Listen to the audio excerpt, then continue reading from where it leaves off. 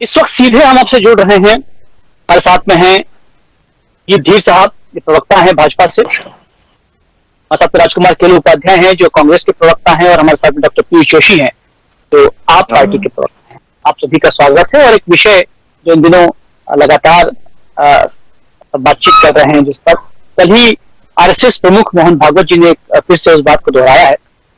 RSS प्रमुख मोहन भागवत जी का कहना है कि जितने भी अहिंदू हैं हमारे देश में या इस दुनिया में, वो सब हिंदू पूर्वज की संतान हैं। इस तरह से वो डार्विन के सिद्धांत थे उसको कहते हुए नजर आते हैं कि डार्विन भी यही कहते हैं कि पहले जीवन पानी में था, अमीबा और पैरामीशियम के रूप में। धीरे धीरे हजारों सालों की प्रक्रिया में वो पानी, सागर का पानी जो है वो जमीन पर आता था, चला जाता था। इस तरह से अमीबा और पैरामीशियम जमीन पर आए, अमीबा से पौधे बन गए, और जो पैरामीशियम के जो तत्व थे वो धीरे धीरे डेवलप हुए, वो कीड़े मकोड़ों में कन्वर्ट हुए, और वो आगे चलकर जो है छिपकली बंदर में और फिर मनुष्य के रूप में कन्वर्ट हुए। ये डार्विन कहते हैं। फिलहाल ये सिद्धांत पूरी तरह से इस पर दुनिया सहमत नहीं है, लेकिन मोहन भागवत जी का ये कहना कि सारे जो लोग हैं जितने अहिंदू हैं वो सब हिंदू पूर्वजों की संतान है। इस पर बातचीत करने के लिए कि इसके मायने क्या लिए जाए, क्योंकि हमारे साथ में धीर जी आप मौजूद हैं, आप चूंकि भाजपा के प्रवक्ता भी हैं और आप इस दर्शन को, इस फिलॉसफी को बेहतर समझते भी होंगे कि मोहन भागवत जी आखिर कहना क्या चाहते हैं। स्पष्ट रूप से क्या कह सकते हैं इस पूरे सेंटेंस को अगर पल्लवन करें, इसका विश्लेषण करें तो क्या है? देखिए, उनका कहने का तात्पर्य समरसता की भावना को सबके बीच में लाना है, क्योंकि हम सर्वधर्म सम्मान की भावना रखते हैं और सभी धर्मों का सम्मान करते हुए चलते हैं। और निश्चित रूप से जो उन्होंने कहा बिल्कुल गलत नहीं है। देखिए, हम कांधारी की अगर बात करें तो कांधार कहाँ था, तो हमको ये सब समझना पड़ेगा। इतिहास के पन्ने जो है वो खंगालने पड़ेंगे, और खंगालने के बाद में जो निर्णय आएगा वो यही होगा।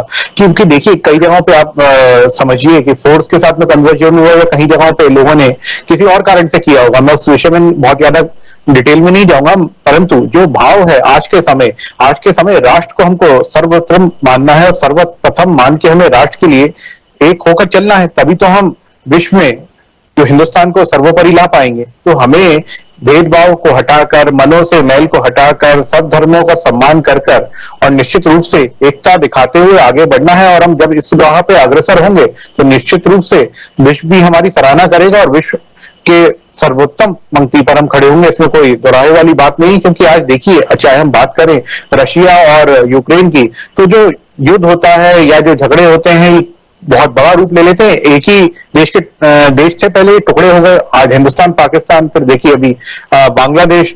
अब धीरे धीरे जो है आए कहां से, हमारे पूर्वज कहां से आए। अफगानिस्तान की अगर हम बात करते हैं तो देखिए, बलूचिस्तान की अगर हम बात करते हैं तो वहां पर देखिए, कश्मीर में हम बहुत दूर ना जाए, अपने देश की बात करें तो जम्मू कश्मीर, लद्दाख में इधर क्या हुआ हमको सबका मालूम है। और अभी एक कश्मीर फाइल्स जो पिक्चर आई उसके माध्यम से भी जनता ने बहुत कुछ देखा है। तो देखिए, हमें समझना पड़ेगा कि जो कुछ अतीत में हुआ वो हुआ, लेकिन हमारी जड़ें कहां से आ रही हैं। हमें राष्ट्र को सेवा करनी है, राष्ट्र को सर्वप्रथम बनाना है, राष्ट्र को अग्रसर अगर अपने को दूसरे राष्ट्रों के सामने करना है तो हमें एकता का भाव और समरसता का भाव रखना पड़ेगा। ऊंच नीच जात पात इससे ऊपर उठ के राष्ट्र सर्वोपरि, ये धारणा अपने मन में लानी पड़ेगी। परम पूज्य जी का सवाल यही है कि क्या जो विचार है, ये जो वाक्यांश है कि सारे हिंदुओं की संतान, हिंदू पूर्वजों की संतान है, सवाल यही है कि उनके मायने क्या निकल गए। आपसे एकता से जोड़ रहे हैं। बहरहाल डॉक्टर पीयूष जोशी हमारे साथ में हैं। डॉक्टर साहब, चूंकि आप डॉक्टर भी हैं, सबसे पहले हम मानव की थ्योरी पर हम बात करना चाहेंगे। मनुष्य की थ्योरी है क्या, फिर हम मोहन भागवत जी पर आएंगे। आपको क्या लगता है सब की थ्योरी हमारी है क्या? मनुष्य जो है वो कहाँ से आया? क्या वो एक ही बीज की संतान है या कुछ और थ्योरी है इसके बीच? हम सब बंदर की संतान है साहब, और एंडोडैन हमारा इमीडिएट प्रिकर्सर है। तो ये बात तो सही है, और अब तो ये बात बियॉन्ड डाउट प्रूव भी हो चुकी है कि जितना भी मानव प्रजाति का विकास हुआ है वो सब अफ्रीका कॉन्टिनेंट से निकलकर हुआ है। तो हम सब अफ्रीकनों के वंशज हैं, और अफ्रीका से ही पूरी मानव प्रजाति पूरे विश्व में फैली है। डार्विन के साथ आपने स्टार्ट किया था। चार्ल्स डार्विन का जो ऑरिजिन ऑफ स्पीशीज में उन्होंने जितना भी evolution of theory of evolution लिखा है, ऑलमोस्ट 80 to 90% हम लोग उसमें करेक्ट मानते हैं। उसमें 20% हम लोग उसमें, क्योंकि जैसे जैसे साइंस में नए आविष्कार होते रहते हैं, वैसे वैसे ये चीजें हमारे सामने और क्लियर होती रहती कि किस प्रकार से हुआ। तो विज्ञान की बात तो वो रही। मुझसे पूर्व जो हमारे भारतीय जनता पार्टी के प्रवक्ता साहब ने कहा कि भाई राष्ट्र सर्वोपरि की भावना होना चाहिए। यदि राष्ट्र सर्वोपरि की भावना होना चाहिए तो मोहन भागवत जी को कहना चाहिए था कि हम सब भारतीय हैं, चाहे हिंदू हो, चाहे मुसलमान हो, चाहे सिख हो, चाहे ईसाई हो, हम सब लोग भारतीय हैं। हिंदू अहिंदू, मुसलमान अमुसलमान, सिख असिख, ईसाई ईसाई, मतलब ये 21वीं शताब्दी की बहस तो किसी भी एंगल से नहीं है। भारतीय जनता पार्टी के लिए माननीय नरेंद्र मोदी जी से सीख लेते हुए मैं एक टर्म प्रयोग करना चाहूंगा, इतिहास जीवी।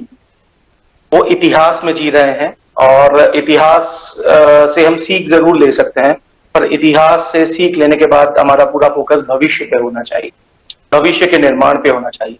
और हिंदू मुसलमान सिख ईसाई ये सब भविष्य की समस्याओं की बातें नहीं। भविष्य की समस्याएं हैं क्लाइमेट चेंज। जिस तरीके से ये बात की जा रही है कि हम 6th ह्यूमन एक्सटिंक्शन के मुहाने पे खड़े हैं। 5 बार ऐसा रहा है कि पृथ्वी पर से पूरा जीवन समाप्त हो चुका है और ये कई करोड़ों वर्षों में हुआ है, और फिर उसके बाद में 1 करोड़ साल लगते हैं वापस जीवन की उत्पत्ति होने में। तो क्लाइमेट चेंज की बात हम लोग करते नहीं है। आपने विज्ञान से शुरू किया, इसलिए मैं थोड़ा विज्ञान का विद्यार्थी होने के नाते उस बारे में बात कर रहा हूँ। तो क्लाइमेट चेंज के बारे में हम बात करते नहीं है कि किस प्रकार से भारत के अंदर वनों का जो घनत्वीकरण है वो कम होता जा रहा है, किस प्रकार से रिवर बेड के साथ हम लोग छेड़खान कर रहे हैं। देखिए, हमारा जो भविष्य है वो साझा भविष्य है, चाहे वो हिंदू हो, मुसलमान हो, सिख हो या ईसाई हो। यदि धरा रहेगी तो मानव रहेंगे, तो उस बारे में बात करना चाहिए। अब रही बात अखंड भारत के निर्माण की बात, उन्होंने एक और बात छेड़ दी थी। अखंड भारत मतलब क्या है? तो अखंड भारत मतलब भारत, पाक, बांग्लादेश, नेपाल, म्यांमार, तिब्बत, भूटान, श्रीलंका, हाँ श्रीलंका, ये सारी मालदीव, ये सब मिला के अखंड भारत बनता है। तो अखंड भारत के साथ में यदि अखंड भारत की हम बात करेंगे तो उसमें मुसलमान आबादी हिंदुओं से ज्यादा हो जाएगी। तो क्या मोहन भागवत जी को यह मंजूर होगा कि मुसलमान आबादी हिंदुओं से ज्यादा रहे और अखंड भारत का निर्माण हो? काफी सारी मात्रा में बौद्ध रहेंगे, क्योंकि म्यांमार में बौद्ध हैं, श्रीलंका में सेलीज हैं, वो भी बौद्ध हैं, वो तमिल हिंदुओं से लड़ते हैं, और म्यांमार के रोहिंग्या भी फिर हमारे साथ आएंगे। तो क्या भागवत जी को ये भी चलेगा? और किस प्रकार से अखंड भारत का निर्माण होगा, जरा ये इसका कोई खाका बता सकते हैं? क्या भारत आक्रमण करेगा जाकर, या सबको हिंदुओं में वापस से घर वापसी करवाएगा? मतलब ये बात बेसिकली समझ के बाहर की बात है कि हम इन बातों पे बात करें।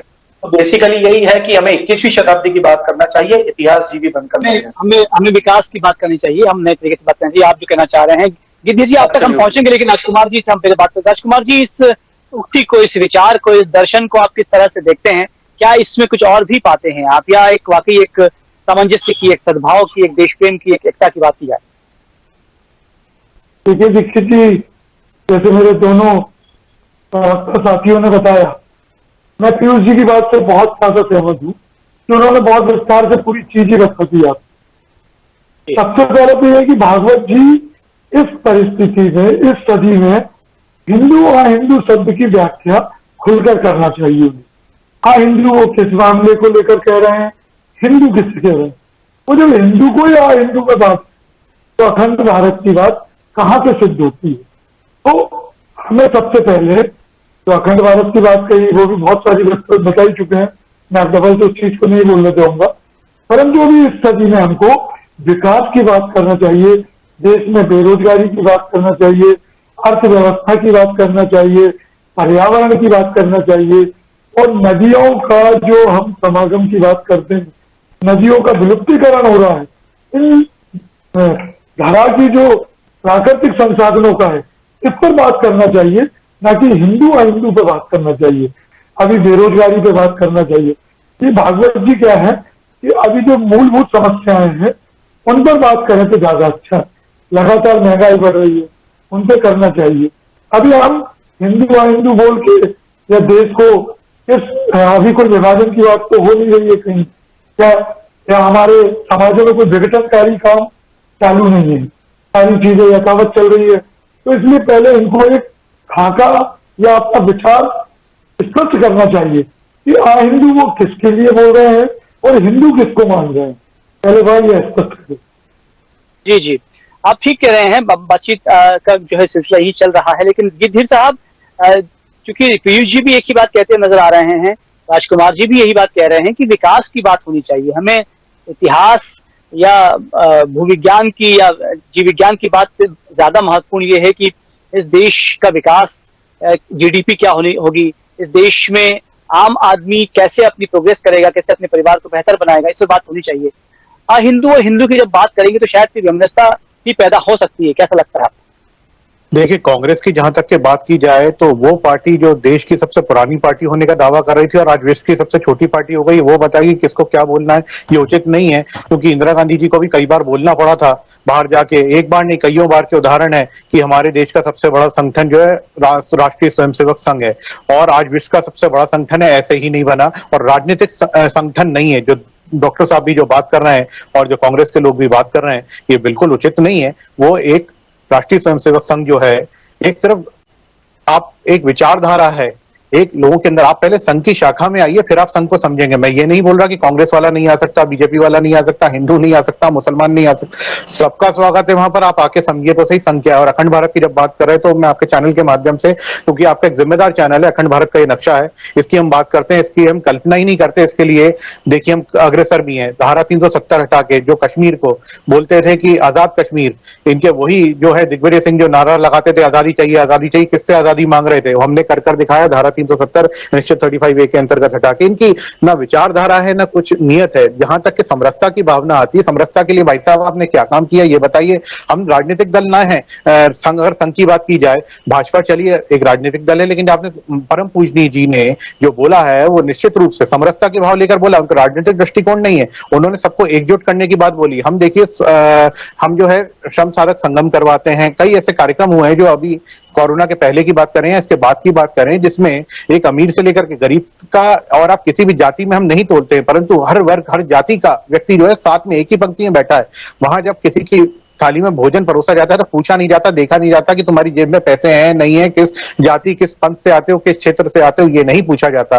तो निश्चित रूप से आप भी संघ में आए और संघ को समझें। जब संघ को समझेंगे तो विचार बिल्कुल बदलेंगे और राष्ट्र प्रेम क्या होता है ये विचारधारा आएगी। नहीं तो कुल्ला और आचमन में जिसको अंतर नहीं मालूम वो क्या राष्ट्र की भावना समझाएंगे। ये इनके राहुल गांधी जी जो बाहर जाके देश की बुराई करके आते हैं, देश के ऊपर मखौल उड़ा के आते हैं, वो क्या समझेंगे। यहाँ पर तो जो ओसामा को जी बोलने वाले लोग हैं उनकी पार्टी है। पीयूष जी की बात जो है, देखिए पीयूष जी आपने जो बात बोली, अगर हम महाभारत की बात करें, मेरा ऐसा मानना है कि आज पहले के समय में से देखें तो वामपंथियों ने एक धारणा प्रचलित करी थी कि साहब महाभारत घर में नहीं पढ़ना, अगर महाभारत पढ़ोगे आप घर में तो आपके यहाँ कलेश होगा। तो महाभारत लोगों ने नहीं पढ़ी, गीता और ये सब लोग सोचते थे ओल्ड एज में पढ़ेंगे। अरे भैया ओल्ड एज में पढ़ेंगे तो फॉलो कब करेंगे पीयूष जी, आप तो एक विद्यार्थी हैं, आप निश्चित रूप से जानते हैं। और महाभारत की बात मैं छोटी सी बात करूंगा, बहुत लंबा नहीं खींचूंगा इसको, बहुत डिटेल में नहीं जाएंगे अपन। लेकिन देखिए अगर आर्थिक ज्ञान, सामाजिक ज्ञान, अगर आप एक अच्छे पत्रकार हैं तो वो आपका क्या कर्तव्य और कैसे होना चाहिए, अगर आप एक अच्छे डॉक्टर हैं क्या होना चाहिए, अगर आप एक अच्छे प्रवक्ता हैं तो क्या कार्य होना चाहिए, सारा ज्ञान आपको महाभारत में मिलेगा। अगर आपको लगता है जो चीज महाभारत में नहीं है तो ज्ञान ही नहीं है। और महाभारत का एक जो अभी महाभारत का एक जो इन्होंने बात बोली थी इतिहास जीवी, तो उसकी मैं बात बता देता हूं। उसके जो गाना जो इसका बनाया गया था, टाइटल सॉन्ग जो इसका बनाया गया था, बीते जो युगों से सीख कर नए युगों का करे स्वागत।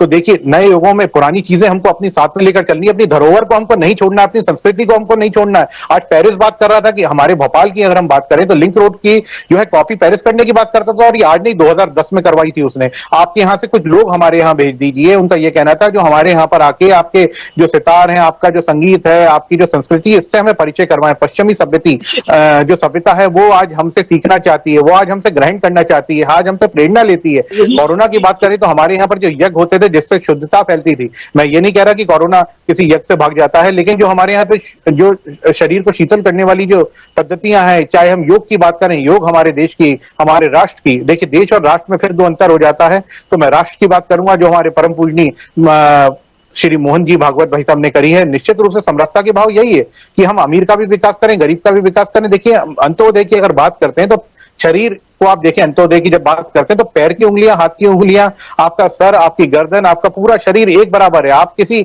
अपने हाथ की उंगली का अगर ख्याल रखेंगे तो अपने पैर की उंगली का भी ख्याल रखेंगे। उसी प्रस्ताव से समरसता का भाव हम जो लेकर चल रहे हैं उसी की बात की सवाल उठ रहा है। ये सब जो सवाल उठ रहा है, जो विपक्ष भी उठा रहा है, जो इस वक्त पीयूष जी भी कहते नजर आ रहे हैं कि आपने रामायण की बात की, आपने महाभारत की बात की, आपने योग की बात की, आपने आयुर्वेद की बात भी की। पीयूष जी आपसे जानना चाहूंगा कि जो गिर साहब कह रहे हैं उसमें कहीं आपको लग रहा है कि कोई तारतम्य है? देखिए, डिबेट हमने स्टार्ट की थी अखंड भारत और हिंदू से। संस्कृति के बारे में बात नहीं की। और सबसे बड़ी बात तो यह है कि मैं बड़ा अचंभित हूं कि राष्ट्रीय स्वयंसेवक संघ को सांस्कृतिक संगठन हम लोग कहते हैं, राजनीतिक संगठन नहीं कहते हैं, पर हमारे भाजपा के प्रवक्ता राष्ट्रीय स्वयंसेवक संघ के प्रवक्ता बोल रहे हैं। तो डेफिनेटली इनका लिंकेज तो सबके सामने है। अब ये बात हम सबको मान लेना चाहिए। स्वयंसेवक हूँ श्रीमान जी, कोई दोहराए वाली बात नहीं है, चैनल पे खुले रूप से बोल रहा हूँ, स्वयंसेवक हूँ। 100% आपकी इस खुली वक्तव्य का सम्मान करते हैं और आप आजाद भारत में हैं, तो सभी को अपनी बात रखने का पूरी तरीके से अधिकार है और अच्छी बात है कि आपने माना। तो अब आरएसएस और बीजेपी में क्या लिंकेज है ये तो किसी को बताने की जरूरत नहीं है। सारी के सारा इंस्पिरेशन, सारा का सारा गवर्नेंस आरएसएस करता है बीजेपी का। अब डिबेट को थोड़ा सा वापस से वाइड करते हैं। आरएसएस के ऊपर डिबेट नहीं है, डिबेट बात हुई है कि भाई 21वीं शताब्दी की क्या चुनौतियां हैं और हम किन बारे में चर्चा करें। तो हमेशा से मेरा ये मानना है कि जो बातें आपने की कि योग की बात है, यज्ञ की बात है कि भाई यज्ञ से जो आहुतियां देते हैं उससे जो प्योरिफिकेशन होता है उसका हम किस तरीके से उसको ऑब्जेक्टिव कर सकते हैं, ऑब्जेक्टिवली एनालाइज कर सकते हैं, क्या बात हो सकती है। तो अब 21वीं शताब्दी में यदि मुझे यज्ञ के बेनिफिट्स और रिस्क के बारे में जानना हो तो मैं किस तरीके से जानूंगा? मैं ये देखूंगा, मैं एक रैंडमाइज कंट्रोल ट्रायल करता था कि भाई जिन परिवारों में नियमित तौर से यज्ञ होता है क्या वे ज्यादा स्वस्थ है और जिन परिवारों में यज्ञ नहीं होता है क्या वे कम स्वस्थ हैं। योग के बारे में अब हम लोग ये डिटरमाइन कर चुके हैं कि ये बातें हैं। तो ये बात संस्कृति की बात कहीं हो ही नहीं रही। संस्कृति की बात है तो 21वीं शताब्दी के जो पैमाने हैं उस हिसाब से हम 21वीं शताब्दी में उस संस्कृति के गुण दोष को मापेंगे। अब मेरा यह कहना है कि हम उस साइंटिफिक टेम्परामेंट को तो इस्तेमाल करने की तरफ अग्रसर होते दिख नहीं रहे हैं। हम बातें कर रहे हैं वापस से वही पुरानी बातों की कि भाई हमें वहां पे रहना है, वहां पे ऐसा था, गांधार मतलब कंधार से गांधारी आई थी। भाई साहब वो बात हो गई द्वापर की। द्वापर मतलब अब हम 21वीं शताब्दी में बात कर रहे हैं। और रही बात आपने बोली बीते युगों से नए युग का करें स्वागत, मैं उसमें सुधार करना चाहूंगा, सप्तबंदी के युगों से नए युग का करें स्वागत, ये था। तो अब जो बात है कि भाई नए युग का करें स्वागत, तो नए युग का करें स्वागत किस हिसाब से साहब? नए युग के स्वागत में मैं आपको यही समझाने की कोशिश कर रहा हूं, क्योंकि आप एक स्वयंसेवक हैं, क्योंकि आप लोगों के यहाँ पे ये बात बौद्धिक सत्र आयोजित किए जाते हैं, तो मेरा कहना है बौद्धिक में बात करें कि भाई क्लाइमेट चेंज है, मानव ही नहीं बचेगा तो क्या हिंदू, क्या मुसलमान, क्या सिख, क्या ईसाई बचेगा? तो अभी जिन नदियों की हम बात कर रहे हैं कि हम नर्मदा को माँ कहते हैं, गंगा को हम माँ कहते हैं, उन नदियों को हमने नाला बना दिया है, उनके रिवर बेड से हम रेती खींचे जा रहे हैं, 6 करोड़ वृक्ष लगाने का दावा उस माँ के तट पर करते हैं और एक वृक्ष दिखने में नहीं आता। तो भाई हम जिन नदियों को माँ कह रहे हैं हिंदू संस्कृति के अनुसार, उनका सबसे ज्यादा अपमान तो हम लोग खुद ही कर रहे हैं। तो उसमें सुधार की गुंजाइश है, उस बारे में बातचीत करिए। कि भाई जो आपने एक अच्छी बात कही है, आपने एक अच्छी बात कही है कि क्या बौद्धिक सत्रों में इस तरह की बात भी होती है कि मैं पहुंचूंगा आप तक राजकुमार जी, लेकिन गिर जी से बता, गिर जी जो बौद्धिक सत्र होते हैं, चूंकि आप तो अटेंड करते भी हैं जो है इनके बौद्धिक सत्र, किस किस बिंदुओं पर बातचीत होती है? क्या हिंदू और हिंदू पर होती है? इसके अलावा क्या कुछ विकास के मुद्दे पर भी बातचीत होती है जो पीयूष जी ने उठाया है? देखिए, हम राष्ट्र निर्माण की बात करते हैं, व्यक्ति को स्वयं इतना साक्षर बनाना, इतना सक्षम बनाना कि वो राष्ट्र का निर्माण कर पाए, ये स्वयं सेवक संघ का कार्य है। लेकिन इसके लिए आप एक राष्ट्रीय स्वयं सेवक का अगर कोई प्रवक्ता बुलवा लेते या वहां का कोई विशेषज्ञ बुला लेते तो उचित रहता। लेकिन आपने क्योंकि मुझे अवसर दिया है तो मैं इस विषय को रखूंगा। एक और बात जो डॉक्टर साहब ने बोली अभी, मैं सहमत नहीं उनसे कि आप जो बात कर रहे हैं पेड़ों की बात करते हैं। श्रीमान जी, आप मध्य प्रदेश के नागरिक हैं, मुझे नहीं मालूम कि आप कितने जागरूक हैं, लेकिन हमारे माननीय मुख्यमंत्री श्री शिवराज सिंह चौहान जी ने अभी एक अपने आप में बहुत बड़ा कार्य किया है पेड़ों के संरक्षण को ध्यान में रखते हुए। 365 दिन से अधिक हो गए हैं और उन्होंने प्रतिदिन, चाहे वो कहीं भी रहे हों, एक पेड़ लगाया है। हम लोगों ने पेड़ लगाए हैं, फोटो देख सकते हैं। और ना केवल एक पेड़, हमारे जंगलों के जंगल बने हैं। और आपने नर्मदा परिक्रमा की बात करी, स्वर्गीय अनिल माधव दवे जी हमारे संगठन शिल्पी थे, उन्होंने नर्मदा परिक्रमा के लिए क्या कार्य किया। कभी आप किसी भी क्षेत्र में रहते हो पीयूष जी, मैं नहीं जानता हूं कि आप किस क्षेत्र से हैं, लेकिन निश्चित रूप से आप शाखा में जाकर तो देखें, आप संघ को समझकर तो देखें। इस प्रकार से जो है संघ के ऊपर आप जो बात कर रहे हैं हर तरीके का राष्ट्र निर्माण के लिए, ये भी बहुत अच्छी बात बोली। लेकिन आज ग्रीनरी कितनी है, आज आप देखें, हम कंपेयर बहुत पहले से नहीं कर रहे हैं। आज आप ग्रीनरी की बात कर रहे हैं, अगर आप पर्यावरण की बात कर रहे हैं, बहुत अच्छी बात है। हम तो पानी बचाओ के लिए भी काम करते हैं, बिजली बचाओ के लिए भी काम करते हैं, पेड़ लगाओ के लिए भी काम करते हैं, सड़क पे कचरा नहीं। हमारे यहाँ देश का जो, एक मिनट मुझे अवसर दे दीजिए, पूरी बात हो जाने दीजिए।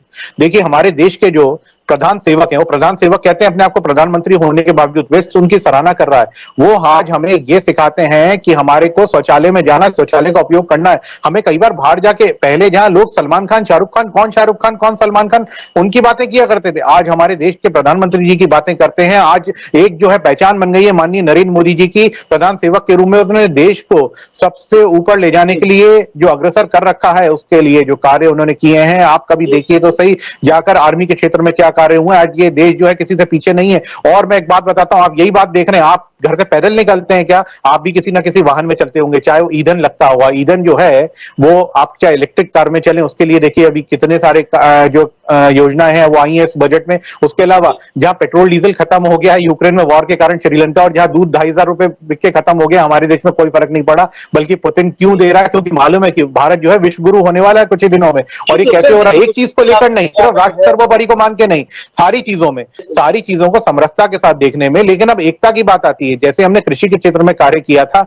आज पंजाब और ये सब राज्य, मैं स्वयं पंजाबी समाज से आता हूं, लेकिन देखिए मैं किसी जाति धर्म को नहीं मान रहा, मैं बात कर रहा हूं राष्ट्र की। आज देखिए मध्य प्रदेश ने प्रयास किए, शिवराज जी ने प्रयास किए और शिवराज जी के प्रयास सफल हुए। कृषि में हम नंबर 1 है देश में। उसी प्रकार से आज जो है हम इन्वेस्टर्स की बात कर रहे हैं, आप वो भी बात करेंगे क्योंकि कि उसके लिए रोजगार के लिए क्या कर रहे हैं। तो हमने 4 महीने में भी 10,57,000 लोगों को रोजगार भी दे दिया है। भाई साहब, जो समरसता की भाव है, यही समरसता का भाव। हमने जात पात पूछ के किसी को नहीं दिया, जो विषय है आज का, हमने जात पात पूछ के किसी को नौकरी नहीं दी। आप बोल रहे हैं कुछ? समय चूंकि कम है, राजकुमार से बात करते। राजकुमार जी, गीत जी कह रहे हैं साहब कि सिर्फ ऐसा ही नहीं है कि हिंदू की ही बात होती है या धर्म की ही बात होती है या वेद पुराण की बात होती है। आरएसएस में जो है हर पहलू पर बात की जाती है, पर्यावरण की बात की जाती है, जल पर भी बात की जाती है, बिजली पर भी बात की जाती है। आपको क्या लगता है, क्या कुछ अलग कह रहे हैं? आरएसएस में सिर्फ क्या है, दिग्विजय सिंह जी और राहुल जी की बात होती है। सबसे ज्यादा भय आरएसएस को नहीं है। वाक्य मैंने आज तक के नहीं सुना। अब मेरी बात सुन लीजिए, मैंने आपको बिल्कुल नहीं रोका बीच में। तो एक तो सबसे पहले ये बताएं, राष्ट्र निर्माण नागपुर संघ कार्यालय से होना चाहिए। या अगर संघ कार्यालय गए हो तो यह बताएं कि वह कौन सा झंडा लहराता है। हमारे राहुल जी के ऑफिस में प्रदेश कार्यालय में तिरंगा ही लहराता है, भारत का अशोक चक्र वाला भी लहराता है और कांग्रेस के हाथ के पंजे वाला लहराता है। और सबके बाद राष्ट्र निर्माण की बात आती है तो राष्ट्र का ध्वज तिरंगा ही लहराता है। यह आरएसएस में कार्यालय मुख्यालय पर लहराता है नहीं, ये बता पाएंगे। दूसरा, इन्होंने कहा कि नर्मदा और जितनी परिक्रमाओं की बात करी और झाड़ अपने वृक्षों की बात करी, तो मैं होशंगाबाद जिले से आता हूँ। मेरे को सबसे ज्यादा रेत और रेत उत्खनन यहाँ है, राशन माफिया सबसे ज्यादा केस यहाँ दर्ज हो रहे हैं, पवित्र नगरी होशंगाबाद सबसे ज्यादा शराब माफिया पे केस दर्ज हो रहा है। और सब भाजपा के नेता है। आरएसएस और भाजपा के नेता क्या है, ये मुझे कहने की आवश्यकता है। ये सर्वविदित है, आम जनता को मालूम है कि ये अनुशांगिक संगठन में। चलिए राजकुमार जी, चूंकि समय कम है, हमारी बातचीत हुई। पीयूष जी भी कुछ कहना चाह रहे हैं, गीत जी भी कहना चाह रहे हैं, लेकिन समय की अपनी एक सीमितता है। मैं आपसे सभी से माफी चाहते हुए, बहरहाल बहस यही थी कि सारे हिंदू जो है वो हिंदू की संतान है। बहरहाल इस पर व्यापक बहस की आवश्यकता है और ये वाक्य किसी तरह की विमनता पैदा ना करे, बल्कि एकता यदि पैदा करता है तो शायद सार्थक होगा। लेकिन यदि किसी तरह से कोई विग्रह पैदा होता है तो शायद हमें पुनर्विचार की आवश्यकता है। आप देखते रहिए साधना न्यूज, मध्य प्रदेश।